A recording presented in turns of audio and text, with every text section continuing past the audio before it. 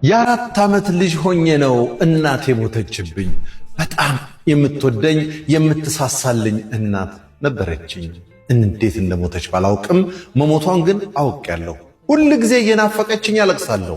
አባቴ እኔን ማባበል ስራው ሆነ። አባቴ ስራ ሲሄድ ብቻዬን ቤት ቁጭ ብዬ እጠብቀዋለሁ። በዚያን ሰዓት እናቴን እያሰብኩ አለቅሳለሁ። እያለቀስኩ እንቅልፍ ይወስደኛል። ብቻ በጣም የሚያስጠላ ህይወት ነበር። ከዚያ ብዙም ሳይቆይ አባቴ ሌላ ሴት አገባ። እንጀራ እናቴ በጣም ክፉ ናት። ልጇ ስላለው በፍጹም አትወደኝም፣ ትመታኛለች። ራበኝ ብያት ምግብ አትሰጠኝም። እሷ ደስ ባላት ሰዓት ነው የምትሰጠኝ። በጣም ታሰቃየኛለች። በዚህ ሁኔታ አድጌ 7 ዓመቴ ላይ ትምህርት ቤት ገባሁ። ከትምህርት ስወጣ ቤት ስቃይ ነው።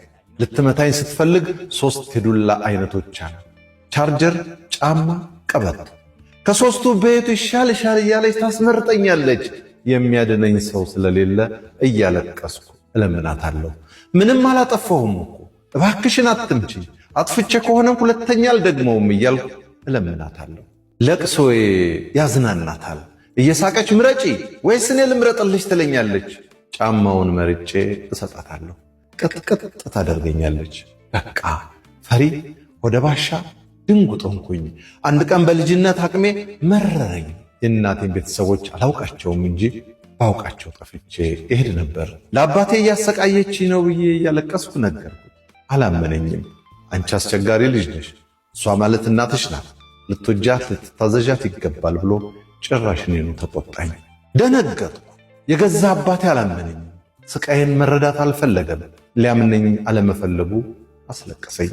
አባቴ ሲመጣ ይቺ ረባሽ ልጅ አስቸጋሪነት ትለዋለች። አባቴም እሷን ለማስደሰት እሷ ፊት ይመታ ይጀመር። ከዚያ በቃ ለሁለት ማሰቃየት ጀመሩ። ትምህርት ቤት ጓደኛ አለችኝ። አማራጭ ሳጣ እያለቀስኩ ነገርኳት። አባቴና እንጀራ እናቴ ለሁለት እየደበደቡኝ አሰቃዩኝ ብዬ ልብሴን ከፍ አድርጌ ሰውነቴን አሳየኋት። ጓደኛዬም አብራኝ አለቀሰች። ለእናቴ ነግራታለሁ፣ መፍትሄ ካላት እሺ አለችኝ። እሺ አልኩት። ጓደኛዬ ለእናቷ እያለቀሰች ስለ እኔ ነገረቻት። እናቷም ትምህርት ቤት መታ አገኘችኝ። ሁሉን አወራኋት፣ ሰውነቴንም አሳየኋት። አቅፋኝ አይዞሽ አለችኝ። ግን አደራ ለአባቴ እንዳትነግሪው፣ ከነገርሽው መከራዬን ታበዣዋለሽ አልኳት። እሺ አልነግረውም አለችኝ። የጓደኛዬ እናት የኔን ታሪክ ከሰማች በኋላ የትምህርት ቤቱን ዳይሬክተር አናገረችው። ምን እናደርግላት? ወላጆቿን ጠርተን ብናናግራቸው አይሆንም፣ የበለጠ ያሰቃዩታል። ምን እናደርግ አለችው። ዳይሬክተሩም ጠርቶኝ ሰውነቴን ሲያዩ አሳዘንኩት። በጣም ነው የጎዱኝ። ሴቶችና ሕፃናት ሄደው ከለላ የማገኝበትን መንገድ ጠየቁልኝ። ብቻ ብዙ ጊዜ ወሰደባቸው። በመጨረሻ ፖሊስ ጣቢያ ይዘውኝ ሄዱ። ክስ መሰረቱባቸው። ፖሊሶችም ሰውነቴን በየቀኑ የምደበደበውን ጠባሳ አዩ። አባቴና እንጀራ እናቴ በፖሊስ ተይዘው መጡ። ሲያዩኝ ደነገጡ። ምንድነው ልጄ ብለው ሊያቅፉኝ ሊያስመስሉ ሞከሩ። በልጅነት አእምሮዬ ጥላቻን ያወቅኩት በእነሱ ነው። ሸሸኋቸው። እንዳይነኩኝ ብዬ አለቀሱ። የተከሰሱበትን ተነበበላቸው። ካዱ። ሽምጥጥ አርገው ካዱ። ሰውነቴን እያሳዩ ማነው እንደዚህ ደበደባት ሲባሉ ትምህርት ቤት ይሆናል እንጂ ቤት ውስጥ በጭራሽ አንመታትም፣ ብቸኛ ልጃችን የምንሳሳላት እኮ ናት እያሉ አዲስ ሌላ ታሪክ መተረክ ጀመሩ። ውሸታቸው አስለቀሰኝ። ለፖሊሶቹ የነሱን ወሬ አምናችሁ ወደ እነሱ ከመለሳችሁኝ ራሴን አጠፋለሁ አልኳቸው። በዚህ ዕድሜሽ ስለ ራስ ማጥፋትም ታውቂያለሽ አለኝና ገረመው። ብቻ ለጊዜው ሴቶችና ሕፃናት ቢሮ ወሰዱኝ። የሆነ ድርጅት ውስጥ አስገቡኝ። የሆነች ነርስ እየመጣች ታወራኛለች። ሰውን ሁሉ ክፉ አለመሆኑን ማወቅ አለብሽ፣ በዙሪያሽ ብዙ የሚወዱሽ የሚያስቡልሽ ሰዎች አሉ እያለች ሁሌ ትመክረኛለች። እኔም እዚያ እኩዮቼ ጋር መጫወትን መሳቅን ጠግቤ መብላትን ቻልኩ። ደስ አለኝ። በመጨረሻም በፍርድ ቤት እዚህ ድርጅት እንድኖር ተወሰነልኝ። አባቴ አይኔን እንዳያይ ተከለከለ።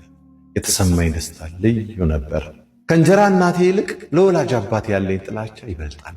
እሷስ አልወለደችኝም። እሱ ግን ወልዶኝ አሳድጎኝ ለሴት ሲል በልጅነት አይምሮዬ መቼም እንዳረሳው አድርጎ በደለኝ።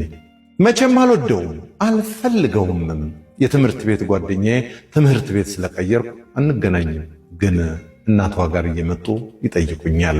ልብስ፣ ጫማ፣ መጫወቻ ስጦታዎችን ይዘውልኝ ይመጣሉ። ለእኔ እንደ ቤተሰብ ሆኑኝ። በጣም ባለውለታዎቼ ናቸው።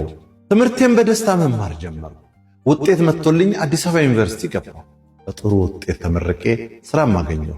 ሕፃናት የማያድጉ የሚመስላችሁ ክፉ አሳዳጊዎች ልጆችም አድገው ጥሩ ደረጃ መድረሳቸው አይቀርም። እናንተም ጊዜ ጥላችኋል ወይም ማርጀታችሁ አይቀርምና የሚያድጉ ልጆች ላይ ግፍ አትስሩ።